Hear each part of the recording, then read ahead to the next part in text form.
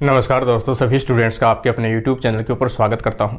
उम्मीद करता हूं सभी अच्छे और सभी स्वस्थ होंगे। आज अपन बात करने वाले हैं, जैसा कि डेली का अपना जो रिवीजन चल रहा था यूजी बुक का और आरपीएससी ग्रेड फर्स्ट की जो बायोलॉजी है उसका जो यूजी वाला पोर्शन है, ग्रेजुएशन वाला पोर्शन है, उसका अपन डेली रिवीजन करते हैं। जिसमें से कल अपन ने देखा था संघ जो सिलेंट्रेटा या जिसे अपन कह सकते हैं निडेरिया, इसको थोड़ा सा रिविजन अपन करके वापस से स्टार्ट करते हैं ताकि इस क्लास के अंदर इसको पूरे से अपन पढ़ सके। ठीक है, तो सबसे पहले अपन देखेंगे यहाँ पे जो संघ है वो कौन सा है। संघ है सिलेंट्रेटा, इसी का दूसरा नाम क्या है, निडेरिया है। जो कल अपन देखे भी थे, किस प्रकार के जीव हैं, जलीय जीव है। ठीक है, सूक्ष्म जीव थोड़े छोटे जीव प्रकार के होते हैं। दूसरा, इनमें जो स्तर है वो टिश्यू लेवल का संगठन पाया जाता है, उत्तक स्तर का इसमें संगठन पाया जाता है। अब थोड़े से जो टर्म है कॉमन वो देख लेते हैं अपन टर्म्स। ये जो देखेंगे अपन कि सिलेंट्रेटा जो संघ का स्थापना है, उस संघ का स्थापना का नाम किसने दिया था, यहाँ पर ल्यूकार्ट है ना, ल्यूकार्ट ने दिया था। और यहाँ पे देखोगे हैटसैक ने क्या सा टर्म दिया था, निडेरिया। तो इसको दोनों नाम से जाना जाता है, निडेरिया भी कह सकते हो आप, सिलेंट्रेटा के नाम से भी आप जान सकते हो। इसकी सबसे बड़ी विशेषता क्या है, थोड़ा सा अपन देखेंगे। अधिकांश जीव मेराइन जल में, कुछ अलवणीय जल में। मैंने क्या बताया, सभी जो जीव हैं उनके लवणीय जल में पाए जाते हैं, लेकिन जो हाइड्रा है अलवणीय जल मतलब फ्रेश वाटर के अंदर पाया जाता है। ये देखो हाइड्रा आपको याद रखना है, मैंने कल भी आपको बताया था, हाइड्रा जो है वो स्वच्छ जल के अंदर पाया जाने वाला है। इनकी जो बॉडी है उनमें दो प्रकार की आकृति दिखाई देती है, द्विरूपता पाई जाती है। तो यहाँ पे अपन कह सकते हैं डाइमॉर्फिक या द्विरूपता, दो अवस्थाएं पाई जाती है। दो अवस्था को मतलब दो अवस्था को जो नाम है, यहाँ पे पहली जो अवस्था है उसे पोलिप कहते हैं और दूसरी जो अवस्था उसे मेडुसा कहते हैं। तो आपको याद रखना, सिलेंट्रेटा या निडेरिया के अंदर दो प्रकार की अवस्थाएं पाई जाती है, एक पोलिप अवस्था और एक मेडुसा अवस्था। पोलिप अवस्था जो अपने आप में है वो कैसी होती है, सेसाइल होती है। सेसाइल होती है, सेसाइल का मतलब स्थानबद्ध। ये कैसी होती है, किसी भी स्थान से एक जगह चिपकी हुई रहती है, जबकि ये कैसी होती है, स्वतंत्र, फ्री स्विमिंग होती है, ये स्वतंत्र रूप से पाई जाती है। इनकी आकृति जो होती है वो सिलेंड्रिकल होती है, लंबी आकृति होती है। इस प्रकार से आकृति होती है। नीचे से क्या होते हैं, चिपके हुए रहते हैं, अगतिशील होते हैं, जबकि ये कैसे होते हैं, गतिशील होते हैं। इनकी आकृति कैसी होती है, छतरी नुमा होती है, जो कल अपन बात कर चुके हैं। और इसमें जो एग्जाम्पल है, पोलिप अवस्था किस में पाई जाती है भाई, हाइड्रा में पाई जाती है, एडम्सिया पाई जाती है, और इसके साथ साथ में जो ओबेलिया है उसमें भी पाई जाती है। मेडुसा अवस्था केवल किस में पाई जाती है, ओरेलिया में पाई जाती है मुख्य रूप से, जिसे अपन क्या कहते हैं, जेली फिश कहते हैं। मतलब ओरेलिया के अंदर मोस्टली जो डोमिनेंट जो फेज होती है वो कौन सी होती है, मेडुसा होती है। इनके जो मेंबर होते हैं वो कैसे होते हैं, तल के अंदर चिपके हुए रहते हैं, सेसाइल प्रकार के होते हैं, स्थानबद्ध होते हैं। इनके जीव होते हैं वो कैसे होते हैं, स्वतंत्र होते हैं, गतिशील होते हैं।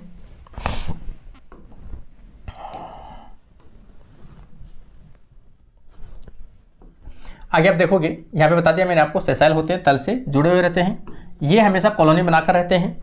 जबकि जो मेडुसा होते हैं वो स्वतंत्र फ्री होते हैं और हमेशा एकल रहते हैं। कैसे होते हैं, सॉलिटरी प्रकार के होते हैं, एकल जीव के रूप में पाए जाते हैं।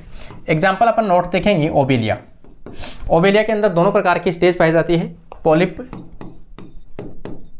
Plus Medusa. दोनों स्टेज किसमें पाई जाती है, इसमें पाई जाती है ओबेलिया में। इसीलिए ओबेलिया को जो है वो आरपीएससी के आपके सिलेबस के अंदर मेंशन किया गया है। तो सिलेबस में सिलेंट्रेटा का कौन सा मेंबर है आपके, ओबेलिया है। तो ओबेलिया में पोलिप जो होती है कि अलैंगिक जनन से, जो पहली अवस्था कौन सी है, पोलिप है पहली अवस्था, इसमें अलैंगिक जनन होगा, एसेक्सुअल रिप्रोडक्शन होगा, तो उससे कौन सी अवस्था बनेगी, मेडुसा अवस्था बनेगी। मेडुसा के अंदर सेक्सुअल रिप्रोडक्शन होगा, मेडुसा में लैंगिक जनन होगा या सेक्सुअल रिप्रोडक्शन होगा, जिसके द्वारा पॉलिप्स बनेंगे। ठीक है ना, पॉलिप स्टेज बनेगी। इसका मतलब आपको याद रखना है कि पहली जो पॉलिप अवस्था है उसमें अलैंगिक जनन होने से मेडूसा बनता है, मेडूसा के अंदर लैंगिक जनन होने से कौन से बनते हैं, पॉलिप्स बनते हैं। इसका मतलब 2 अवस्थाएं होगी इसमें, किसमें, ओवेरिया के अंदर। इसमें सबसे बड़ी बात है, अगर आपसे पूछा जाए इसमें जो सिमेट्री है, समिति है, वो किस प्रकार की होती है, तो रेडियल समिति होती है। कहीं से भी काटो 2 पार्ट इसके बराबर बनते हैं, रेडियल समिति कहलाती है, अरीय समिति कहलाती है। इनका विकास अगर देखोगे तो 2 प्रकार की परत पाई जाती है, एक एक्टोड्रम और एक एंडोड्रम, जिसे अपन डिप्लोब्लास्टिक जीव कहते हैं। तो इन जीवों का विकास किस प्रकार का है, डिप्लोब्लास्टिक है। कौन सी, एक तो एक्टोड्रम और एक कौन सी है, एंडोड्रम। तो 2 प्रकार की अवस्थाएं, 2 प्रकार की लेयर होती है। इसमें टिश्यू लेवल का, देखो मैंने शुरू में भी आपको बताया है, इसमें जो स्तर होता है, कोशिकाओं का जो अरेंजमेंट होता है वो किस प्रकार का होता है, उत्तक प्रकार का होता है। उत्तक की कल भी मैंने डेफिनेशन बताई थी आपको। उत्तक होता क्या है, कोई भी ग्रुप ऑफ सेल्स, है ना, एक जैसे कोशिकाओं का समूह जो किसी विशेष कार्य को फंक्शन करते हो, मतलब एक ही प्रकार का कार्य करता हो, सभी सेल्स का वह ग्रुप जिसमें सभी कोशिकाएं एक ही जैसा काम करती हो, क्या कहलाता है, टिश्यू कहलाता है। तो यहाँ पर टिश्यू प्रकार का संगठन पाया जाता है। इसमें थोड़ी सी इंटरेस्टिंग चीज़ें हैं जो आगे अपन बात करेंगे, आपको भी लगेगा, और क्वेश्चंस भी हमेशा उसी से पूछे जाते हैं जो अपन इसमें डिस्कस करने वाले हैं। इन जीवों की टेंटिकल तथा शरीर की सतह पर, कहाँ पे, टेंटिकल्स जो बाहर की तरफ निकले रहते हैं, लंबे लंबे टेंटिकल्स, और शरीर की सतह पर कुछ विशेष प्रकार की कोशिकाएं पाई जाती हैं जिन्हें अपन क्या कहते हैं, नीडोब्लास्ट कहते हैं। नीडोब्लास्ट का दूसरा नाम क्या है, नीडोसाइट कह सकते हो। नीडोसाइट का ही तीसरा नाम क्या है, निमेटोसिस्ट कह सकते हो। ठीक है ना, 3 प्रकार का नाम है टेंटिकल और सतह के ऊपर विशेष प्रकार की कोशिकाएं पाई जाती हैं, जैसे नीडोब्लास्ट है, नीडोसिस्ट है और निमेटोसिस्ट है। इन निमेटोसिस्ट के अंदर क्या भरा रहता है भाई, विष पदार्थ भरा रहता है, विष पदार्थ भरा रहता है, मतलब पॉइजन भरा रहता है, टॉक्सिक सब्सटेंस, जो किसी भी शिकार को पकड़ने के लिए उसके अंदर इंजेक्ट कर देते हैं, मतलब डंक जैसे अपन कह सकते हैं। इनमें क्या पाए जाते हैं, डंक जैसी संरचना पाई जाती है, और उस डंक जैसी संरचना के द्वारा जो सामने वाला कोई भी दूसरा जो जीव आता है जिसको ये मारना चाहते हैं, कैप्चर करना चाहते हैं, उसका शिकार करना चाहते हैं, उसके बॉडी के अंदर क्या कर देंगे, इंजेक्ट कर देंगे। इंजेक्ट करते ही जो इसके निमेटोसिस्ट सेल्स होती हैं, इनके अंदर क्या पाई जाती है, छोटी सी कैप्सूल होती है, उस कैप्सूल के ऊपर प्रेशर बनता है। प्रेशर बनने के कारण से इसमें जो टॉक्सिक पदार्थ भरा हुआ है वो क्या होगा, उस जो ऑर्गेनिज्म सामने आया है इसका, उसके अंदर क्या कर देगा, ये डंक मार देगा, कहने का मतलब है इंजेक्ट कर देगा। तो अपना जो पॉइजन है वो सामने वाले के ऊपर छोड़ देगा। ठीक है, इनका मुख्य कार्य क्या है, इन कोशिकाओं का, ठीक है ना, प्रोटेक्शन करना, क्योंकि सामने वाला कोई भी शिकार करने के लिए आएगा तो उसको पहले डंक मारेगा, मतलब अपनी सुरक्षा करेगा, तथा शिकार पकड़ना, कोई भी इनका शिकारी आया है जिनको ये खा सकते हैं, प्रे आया है, उसको क्या कर देंगे, उसका प्रेडेशन करेंगे, मतलब उसको शिकार करेंगे, उसको पकड़ लेंगे। तो यहाँ पर इसका काम है। इसमें जो बाह्य कंकाल है वो किसका बना होता है, कैल्केरियस, मतलब कैल्शियम कार्बोनेट का कंकाल बना होता है, जैसे कोरल, प्रवाल जो समुद्र के अंदर पाए जाते हैं, अपन जानते हैं प्रवाल, उनमें कैल्शियम कार्बोनेट का जो क्या होता है, आवरण पाया जाता है।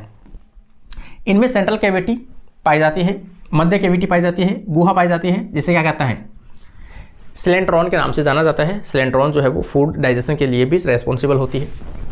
एक छिद्र के द्वारा खुलती है, जिसे अपन क्या कहते हैं, मुख कहते हैं। तो इसका मतलब एक इसमें बड़ी गुहा पाई जाती है, जिसे अपन क्या कहते हैं, सिलेंट्रॉन के नाम से जाना जाता है।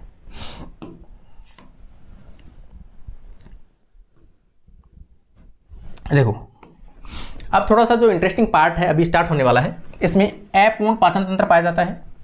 ठीक है ना, पाचन तंत्र कंप्लीट नहीं, क्योंकि एक ही मुख है। पाचन तंत्र कंप्लीट का मतलब किसे कहते हैं, जिसमें एक साइड के अंदर मुख मतलब माउथ पाया जाता हो और एक साइड में एनस पाया जाता हो, तो उसे अपन क्या कहते हैं, कंप्लीट पाचन कहते हैं। इसमें केवल मुख पाया जाता है, इसलिए ये क्या है, ब्लाइंड सैक है। इसे क्या कहते हैं, ब्लाइंड सैक के नाम से जाना जाता है। इसमें पाचन के लिए, पाचन जो होता है वो कैसा होता है भाई, एक्स्ट्रा सेलुलर, कोशिका के बाहर भी डाइजेशन होता है, कोशिका के अंदर भी होता है। तो एक्स्ट्रा सेलुलर हो सकता है या इंट्रा सेलुलर, कोशिका के अंदर भी पाचन किया जा सकता है वैक्यूल की सहायता से, या फूड वैक्यूल की सहायता से अपन कह सकते हैं।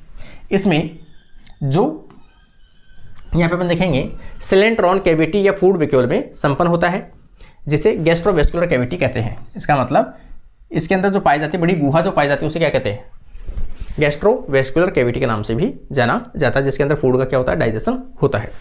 आगे अपन देखेंगे रेस्पिरेशन हो, चाहे इसकी बॉडी के एक्सक्रीशन सिस्टम हो, मतलब उत्सर्जन हो चाहे श्वसन हो, दोनों ही कैसा होता है, बॉडी सरफेस के द्वारा होता है। और होता किसके द्वारा भी, बॉडी सरफेस के द्वारा, विसरण के द्वारा होता है। विसरण मतलब डिफ्यूजन, ठीक है ना, किसके द्वारा होता है? डिफ्यूजन के द्वारा, सिंपल डिफ्यूजन होता है। सिंपल डिफ्यूजन का मतलब क्या होता है कि कोई भी मॉलिक्यूल्स होते हैं अपनी high concentration to low concentration की ओर मूवमेंट करते हैं किसी भी प्रोटीन्स, किसी भी कैरियर की सहायता से, तो उसे क्या बोलते हैं? डिफ्यूजन कहते हैं, के द्वारा होता है। इसमें जो उत्सर्जी तंत्र जो है, पदार्थ है, वो कौन सा होता है भाई? अमोनिया। मोस्टली जो जलीय जीव होते हैं उनके अंदर जो उत्सर्जी पदार्थ होता है वो अमोनिया के रूप में डिस्चार्ज किया जाता है। देखो एग्जाम्पल बार बार मैं ओवेलिया का मैं इसलिए डाल रहा हूँ क्योंकि आपके सिलेबस के अंदर ओवेलिया जो है वो मेंशन है। ओवेलिया में जो लार्वा है वो कौन सा पाया जाता है? ये क्वेश्चन आ चुका है आरपीएससी में। ये प्लेनुला लार्वा, आजकल क्या लार्वा को मैच करने वाला भी ट्रेंड चल रहा है। कई एग्जाम में ऐसा पूछा गया है कि कौन सा लार्वा कौन से मेंबर, कौन से सदस्य में पाए जाते हैं, या कौन सी क्लास, कौन से ऑर्डर में पाए जाते हैं, कौन से संघ में पाए जाते हैं। तो ओवेलिया के अंदर कौन सा पाया जाता है? प्लेनुला लार्वा पाया जाता है, जो स्वतंत्र तैरता है, क्योंकि इनमें सीलिया पाई जाती है तैरने के लिए। फिर ओवेलिया का टर्म आ गया तो मैंने एलोनेरा जो है, ओरेलिया है ना, ओरेलिया का भी लिखा है यहाँ पे। ओरेलिया का जो अंदर लार्वा पाया जाता है वो कौन सा पाया जाता है? एफिरा। ये भी याद रखना भाई, एफिरा जो है वो तो किस में है? ओरेलिया के अंदर है। और ओवेलिया के अंदर कौन सा है? प्लेनुला लार्वा है। दोनों टर्म जो है वेरी वेरी इंपॉर्टेंट है, ये आपको याद रख लेने हैं। जो टर्म मैं बताऊँ आपको जो बुक के अंदर है वहाँ पर आप मेंशन कर लेना कि ये क्वेश्चन जो आरपीएससी बार बार पूछती है। आगे आप देखोगे सिलेंट्रेटा संघ को 3 वर्गों में, 3 क्लासेस के अंदर विभाजन किया गया है। ये वेरी वेरी इंपॉर्टेंट टर्म है। इसमें से कई कैरेक्टर ऐसे आएंगे जो पहले आपको याद हो जाएंगे यहाँ पर पूरे। पहला Hydrozoa is a very important class of Coelenterata. सबसे इंपॉर्टेंट क्लास जो है वो है हाइड्रोजोआ। हाइड्रोजोआ के अंदर से नाम से ही है कि इनके जो जीव होते हैं वो कैसे होते हैं? पानी के अंदर तैरने वाले होते हैं। और हाइड्रोजोआ में खासतौर से इसकी बड़ी विशेषता है कि इस वर्ग के अंदर, इस वर्ग में दोनों अवस्थाएं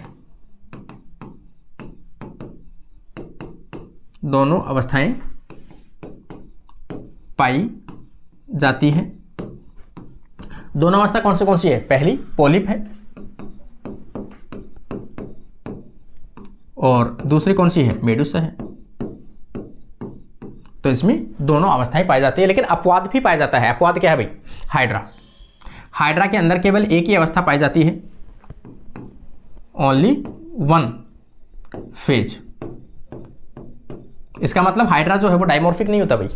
जितने मेंबर है वो कैसे डाइमॉर्फिक है, मोस्टली खासतौर से ओवेलिया, लेकिन ये डाइमॉर्फिक नहीं होता है। इसके अंदर केवल एक ही अवस्था पाई जाती है, उसे कहते हैं अपन पोलिप। तो हाइड्रा के अंदर कौन सी अवस्था पाई जाती है भाई? केवल एक पाई जाती है, पोलिप। इस वर्ग के जीवों में पोलिप तथा मेडुसा दोनों अवस्थाएं समान रूप से प्रभावी होती है। अपवाद मैंने बता दिया आपको, हाइड्रा। स्वच्छ जल, ये टर्म आपको याद रखना। हाइड्रा जो है वो स्वच्छ जल में पाया जाने वाला जीव है, केवल पोलिप अवस्था पाई जाती है हाइड्रा के अंदर। अगला अपन देखेंगे ओवेलिया। ये किसका? देखो हाइड्रा और ओवेलिया दोनों मेंबर किसके हैं भाई? हाइड्रा भी हाइड्रोजोआ का है, नाम से ही है हाइड्रोजोआ। और यहाँ पे ओवेलिया है वो भी किसका है? हाइड्रोजोआ का है। तो ओवेलिया इसे सी फर के नाम से जाना जाता है, जिसमें पोलिप और मेडुसा दोनों अवस्थाएं पाई जाती हैं। वेरी वेरी इंपॉर्टेंट टर्म बता रहा हूँ मैं आपको कि आपको याद रखना है ये टर्म। देखो आगे देखो आप, यहाँ पे अपन देखेंगे ओवेलिया बता दिया मैंने आपको। अगला एग्जाम्पल है फाइसेलिया। कौन सा है? Physalia. Very very important term है। हाइड्रोजोआ का एक मेंबर है फाइसेलिया। मैन ऑफ वार के नाम से जाना जाता है इसे। मैन ओ वार भी कहा जाता है, मैन ओ वार भी कहा जाता है। इसे पुर्तगालिन मैन ओ वार भी कहा जाता है। क्या कहा जाता है? पुर्तगालिन मैन ओ वार भी कहा जाता है। तो ये टर्म आपको याद रखना, मैन ओ वार या ब्लू बोटल, इसे ब्लू बोटल के नाम से भी जाना जाता है। तो कई नाम है इसके। फाइसेलिया पुर्तगालिन ऑफ मैन्स के नाम से जाना जाता है, पुर्तगालिन मैन ऑफ वार के नाम से जाना जाता है, सिंगल मैन ऑफ वार के नाम से रूप में जाना जाता है, ब्लू बोटल के रूप में भी जाना जाता है। अगला एग्जाम्पल आ जाएगा मिलीपोरा। मिलीपोरा, इसमें ये कोरल जो होते हैं इनमें क्या पाया जाता है भाई? सिलेंट्रेटा के कोरल जो होते हैं इनमें डंक पाए जाते हैं, ठीक है ना, इसमें डंक पाए जाते हैं। मतलब सभी में डंक तो वैसे पाए ही जाते हैं क्योंकि टेंटिकल्स जो है सरफेस जो है उनके ऊपर जो निमेटोसाइड सेल्स पाई जाती है वो इनमें सभी में कैसा है? डंक के जैसे 3D जैसी स्ट्रक्चर निकलती है बाहर की तरफ। तो यहाँ पे 2 स्टेज है। एक पहली तो है पोलिप, जो मैंने बताया किसी स्थान से यहाँ पर लगे होते हैं, ये देखो यहाँ से लगी हुई है। और ये स्वतंत्र ऊपर वाला सिरा है जिसे टेंटिकल्स कहते हैं, ये जो निकली रहते हैं। और ये माउथ वाला पोर्शन है इसका, ये क्या इसका माउथ है, या इसको एनस कहते हैं क्योंकि एक ही है इसमें। और गैस्ट्रोवेस्कुलर कैविटी है, इसकी गैस्ट्रोवेस्कुलर जो है वो कैविटी पाई जाती है, इसलिए इसे ब्लाइंड सैक के नाम से जाना जाता है। दूसरी स्टेज कौन सी है, मेडुसा। इसकी आकृति कैसी होती है, छतरी नुमा आकृति होती है, इस प्रकार की आकृति होती है, सिंपल सी इस प्रकार की जो आकृति होती है, यह आकृति पाई जाती है, इस प्रकार की आकृति होती है। आपको याद रखना है, जब पोलिप के अंदर कौन सा रिप्रोडक्शन हो, एसेक्सुअल हो, तब तो क्या बनेगा, मेडुसा बनेगा। और इसके अंदर कौन सा हो, जब सेक्सुअल रिप्रोडक्शन होगा, तो इससे कौन बनेगा, पोलिप बनेगा। ये दोनों टर्म जो आपको वो बार बार मैं बता रहा हूं ताकि आपको याद रहे। इसमें देखो ऊपर की तरफ जो है मीजोगिलिया पाया जाता है, और नीचे की तरफ क्या होते हैं, टेंटिकल्स होते हैं। इसमें टेंटिकल्स कहाँ होते हैं, ऊपर की तरफ होते हैं, इसमें टेंटिकल्स नीचे की तरफ होती है, लटकी हुई स्ट्रक्चर होती है, और ये हमेशा कैसे होती है, स्वतंत्र होती है, मतलब मूवमेंट कर सकती है, जबकि स्थानबद्ध होती है, किसी स्थान से लगी हुई रहती है। देखो सेकंड जो क्लास है वो आप देखोगे यहाँ पर साइफोजोआ, कौन सी आ जाएगी, साइफोजोआ। पहला कौन सा था, हाइड्रोजोआ। सेकंड है आपका साइफोजोआ। इस वर्ग में मेडुसा अवस्था है वो अधिक प्रभावी होती है। कौन सी अवस्था, उस अवस्था में दोनों अवस्थाएं कैसी होती है, बराबर होती है। इस अवस्था के अंदर कौन सी है, मेडुसा अवस्था ज़्यादा प्रभावी होती है, डोमिनेंट होती है। इसका एग्जाम्पल आपको याद रखना भी कि ऐसे कौन सा मेंबर है जिसके अंदर मेडुसा अवस्था जो है वो प्रभावी होता है। हमेशा से पूछा जा रहा है, हाइड्रोजोआ के अंदर जो है वो पोलिप अवस्था प्रभावी होती है, ओबेलिया के अंदर दोनों होती है। लेकिन यहाँ पे आप देखोगे ओरेलिया, इसमें दोनों अवस्था क्या होती हैं, दोनों अवस्था ना होकर इसमें मेडुसा अवस्था जो है वो प्रभावी होती है। वेरी वेरी इंपॉर्टेंट टर्म आपको कह रहा हूँ, ठीक है ना। यहाँ पर ओरेलिया में एक लाइन तो सबसे इंपॉर्टेंट है कि इसमें कौन सी अवस्था प्रभावी होती है, मेडुसा अवस्था प्रभावी होती है। साथ में दूसरा सेकंड जो क्वेश्चन बनता है, इसका दूसरा नाम क्या है, जेलीफिश के नाम से जाना जाता है, इसे मूंग जेली के नाम से भी जाना जाता है। इसमें लार्वा कौन सा बनता है, is very important term, ephyra, ठीक है ना। ओरेलिया के अंदर लार्वा जो बनता है वो कौन सा बनता है भाई, इफायरा। ये वेरी वेरी इंपॉर्टेंट टर्म है। अगला जो एग्जाम्पल इसी का दिया हुआ है राइजोस्टोमा। राइजोस्टोमा के नाम से है, इसके अंदर एक से अधिक जो है मुख पाए जाते हैं भाई, इसलिए इसे क्या बोल सकते हैं अपन, पोलिस्टोमा। इसे पोलिस्टोमा भी कहा जा सकता है, ठीक है ना। इसमें एक से अधिक जो मुख है वो पाए जाते हैं, इसलिए इसे पोलिस्टेमम के नाम से भी जाना जाता है। ये हो गया सेकंड क्लास। तीसरा जो टर्म है, तीसरी जो अपनी इसकी वर्ग या क्लास अपन कह सकते हैं, एंथोजोआ इज वेरी इंपॉर्टेंट, एक्टिनोजोआ। इन जीवों में केवल पोलिप अवस्था पाई जाती है। देखो एक हाइड्रा ऐसा है जिसमें केवल पोलिप अवस्था पाई जाती है, और एक ऐसा है एंथोजोआ जो वर्ग है उसके जितने भी सदस्य होते हैं उनमें मोस्टली अवस्था कौन सी पाई जाती है, पोलिप अवस्था जो है वो कैसी होती है, प्रभावी होती है और डोमिनेंट अवस्था पाई जाती है। जबकि हाइड्रोजोआ कैसा है,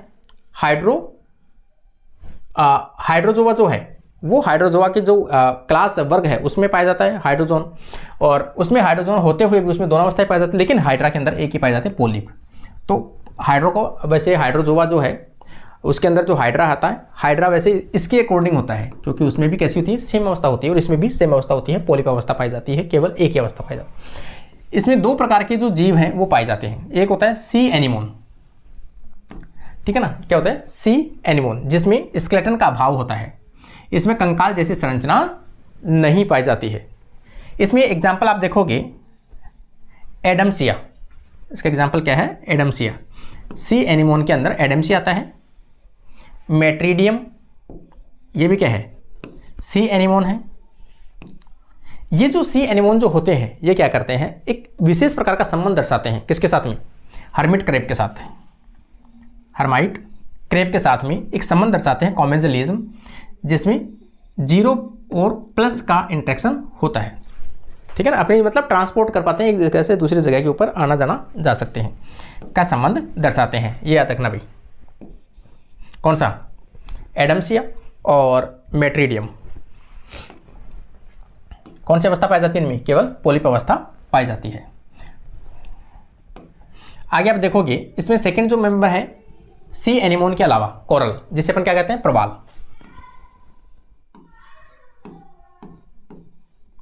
इसी क्या कहते हैं, प्रवाल कहते हैं। इसमें कंकाल स्केलेटन पाया जाता है। देखो सी एनिमोन ऐसा है एंथोजोआ अपन पढ़ रहे हैं, एंथोजोआ के अंदर सी एनिमोन जो आया है उसके अंदर कंकाल होता ही नहीं है।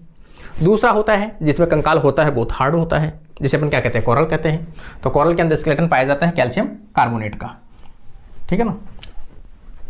एग्जाम्पल कोरल में अगर एग्जाम्पल देखोगे प्रवाल के अंदर कौन से होते हैं, मैंड्रीना एग्जाम्पल होता है। इनके उपनाम जो है वो आपको याद रखने हैं भाई। इसे ब्रेन कोरल के नाम से कहते हैं, इसकी जो आकृति होती है वो ब्रेन जैसी होती है, एकदम कॉइलिंग जैसी स्ट्रक्चर होती है, तो इसे क्या कहते हैं, ब्रेन कोरल के नाम से जानते हैं। यहाँ पर पिनेटाला, यहाँ पर पिनेटेला, पिनेटेला के नाम से जानते हैं। तो पेन के नाम से है, पतला होता है, तो इसे क्या बोलते हैं, सी पेन के नाम से कहते हैं।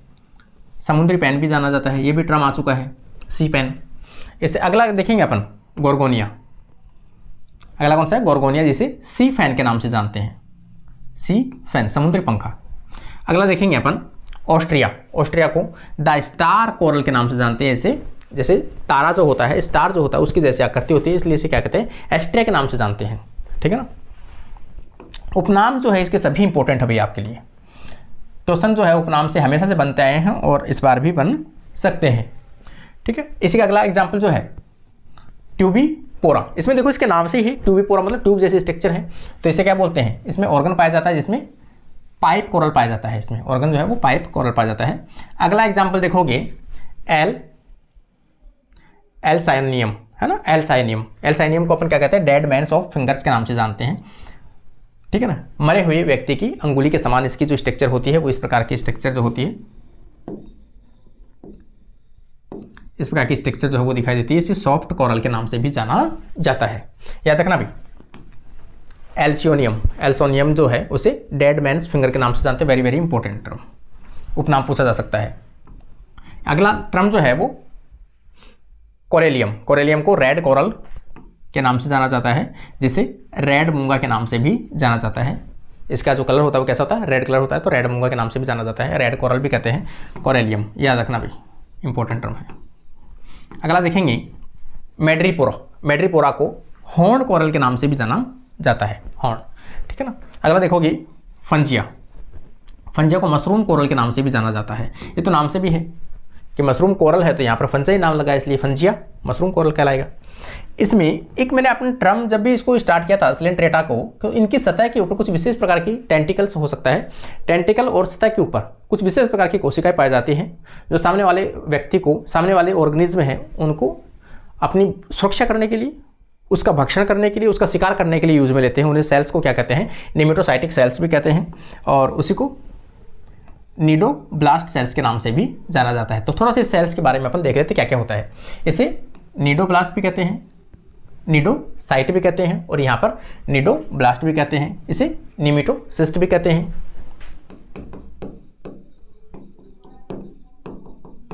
निमेटोसिस्ट कैप्सूल, ये जो सेल्स होती हैं कौन सी, नीडोब्लास्ट, नीडोसाइट के अंदर विशेष प्रकार की कैप्सूल पाई जाती है, उसे क्या कहते हैं, निमेटोसिस्ट कहते हैं। निमेटोसिस्ट होता है, उसके अंदर क्या भरा होता है, एक विषैला पदार्थ या विष भरा होता है। यहाँ पे अपन देखेंगे इन कोशिकाओं की आकृति ओव्यूल शेप्ड होती है, अंडाकार आकृति होती है, जो टेंटिकल तथा बॉडी की सतह के ऊपर पाए जाती है। इनमें खासतौर से कौन सी कोशिकाओं में, इनमें बात कर रहे हैं अपन, इनमें एक तो केंद्रक पाया जाता है और एक बड़ी कैप्सूल पाई जाती है। क्या पाए जाते हैं, केंद्रक और बड़ी कैप्सूल पाई जाती है। यहाँ पे देखोगे आप